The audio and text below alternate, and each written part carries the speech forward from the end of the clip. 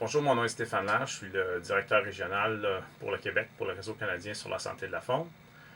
Lorsqu'on parle de maladies émergentes chez les animaux sauvages, on se doit de mentionner le syndrome du museau blanc des chauves-souris.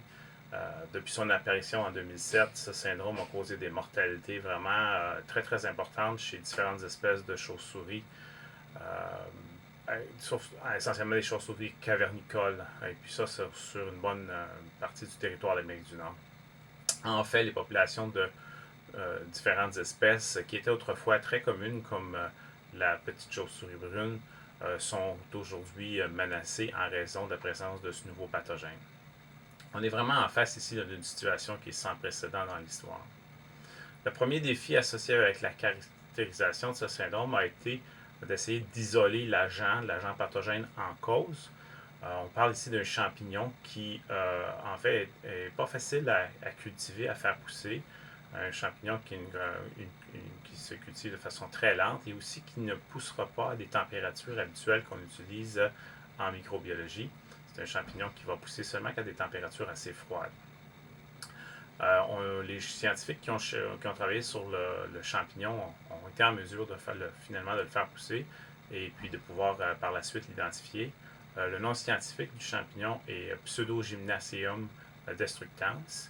La caractérisation du champignon a permis de développer un test moléculaire qu'on appelle un PCR qui permet c'est un test qui nous permet de mettre en évidence la présence, de confirmer la présence d'un champignon dans un échantillon.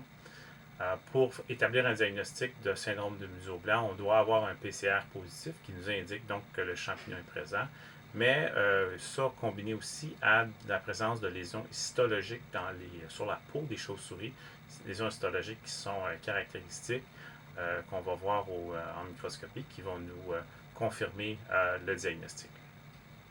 Dès l'apparition des premiers cas dans l'État de New York en 2007, il y a plusieurs scientifiques canadiens qui se sont demandé si le syndrome était pour s'étendre jusque dans le territoire canadien.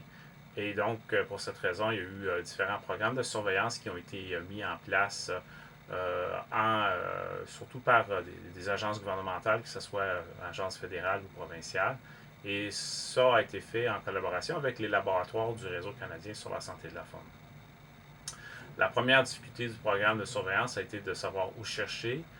Ce qu'il faut comprendre, c'est qu'au Canada, on connaissait seulement qu'une proportion relativement faible des sites d'hibernation, dépendamment des provinces. Et plusieurs de ces sites, en fait, étaient d'accès assez difficile et aussi, dans certains cas, même dangereux. On parle de cavernes ou surtout de mines abandonnées qui peuvent représenter certains dangers de fréquentation, si on veut. Ceci étant dit, il y a quand même un effort qui a été fait, puis on était en mesure de documenter l'arrivée, si on veut, du syndrome du museau blanc au Canada en 2010 pour l'Ontario et le Québec, et par la suite, à partir de 2011, dans les provinces des Maritimes. Ce qu'il faut comprendre aussi, c'est que les chauves-souris affectées vont souvent sortir des cavernes, ils vont être retrouvés à voler en plein jour, souvent dans les mois d'hiver. Et ce sont ces échantillons-là qui ont été beaucoup soumis pour confirmer le diagnostic ou la présence du syndrome dans certaines régions. Le suivi de certains sites pour lesquels il y avait des inventaires autrefois ont permis de constater vraiment une diminution très très importante de population de chauves-souris suite à l'apparition du syndrome. Dans certains cas, on parle d'une disparition, si on veut, de plus de 98% de certaines populations de chauves-souris. Donc, c'est vraiment un problème qui est très, très significatif pour les espèces. Au Québec, on a décidé d'arrêter de faire des visites de sites d'hivernage afin de minimiser un peu les risques qui pourraient être associés avec la transmission d'une caverne à l'autre par les chercheurs.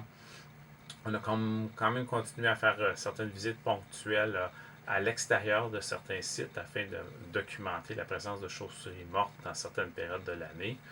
Ce qu'il ne faut pas oublier, c'est qu'il y a une certaine difficulté avec ce type de surveillance-là, c'est que les chauves-souris mortes ne vont pas rester sur place très très longtemps. Il y a plusieurs espèces d'animaux charognards, comme on peut penser au raton laveur ou aux corneilles, qui vont aller ramasser les carcasses très très vite et les carcasses vont disparaître. Donc, si on ne trouve pas de carcasse sur un site, ça ne veut pas nécessairement dire qu'il il n'y a pas eu de cas sur ce site. L'hiver dernier, enfin, on a reçu, donc l'hiver 2013-2014, on a reçu seulement un très très faible nombre. On a diagnostiqué un faible nombre de cas de syndrome de museau blanc. On a eu 2 ou 3 cas uniquement. Ce qui peut être vu comme une bonne nouvelle, mais en fait, c'est plutôt une indication, j'ai l'impression, d'une diminution marquée de la population de chauves-souris. Donc, les populations ont tellement diminué qu'il n'y a plus de chauves-souris à mourir, si on veut, ce qui est quand même assez spécial. Malgré les différents défis, il reste quand même essentiel, je pense, de continuer une surveillance afin de mieux comprendre un peu l'impact de ce syndrome là, à long terme sur les populations de chauves-souris, mais aussi sur la biodiversité en général. On sait que les chauves-souris sont des grands consommatrices, si on veut, d'insectes. Est-ce que ce champignon va provoquer un déséquilibre là, dans l'écosystème? Ça va être intéressant de suivre ça.